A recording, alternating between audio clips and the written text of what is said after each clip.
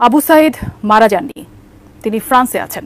সেটি হচ্ছে আবু সাইদ মারা যায়নি, ফ্রান্সে আছে, এমন একটি মন্তব্য, এমন একটি বক্তব্য গোলাম মাওলা রনি, যিনি অত্যন্ত সুপরিচিত সবার কাছে, যার মৃত্যুর খবর বিশ্বজুড়ে প্রচারিত হলো, সেই আবু সাইদকে নিয়ে চাঞ্চল্যকর একটা ভিডিও সামনে এসেছে।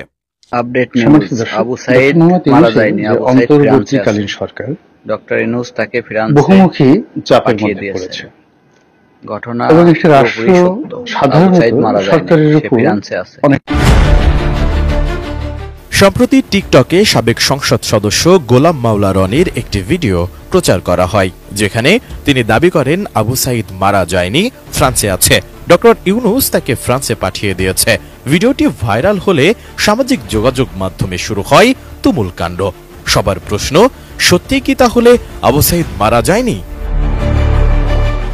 24 ডিসেম্বর এ বিষয়ে অনুসন্ধান করেছে তথ্য যাচাইকারী প্রতিষ্ঠান রিউমার স্ক্যানার। তাদের অনুসন্ধানে দেখা যায় গোলাম মাওলা রনি আবু সাইদ মারা যায়নি, ফ্রান্সে আছে, ডক্টর ইউনূস তাকে ফ্রান্সে পাঠিয়ে দিয়েছে শীর্ষক কোনো মন্তব্যই করেননি, বরং তার ভিন্ন একটি মন্তব্যের ভিডিও ক্লিপের সাথে আবু সাইদ জীবিত গোপন তথ্য ফাঁস হয়ে গেল গোলাম মাওলা রনি শীর্ষক বাক্য বসিয়ে ডিজিটাল প্রযুক্তির সহায়তায় ভিডিওটি তৈরি করা হয়েছে।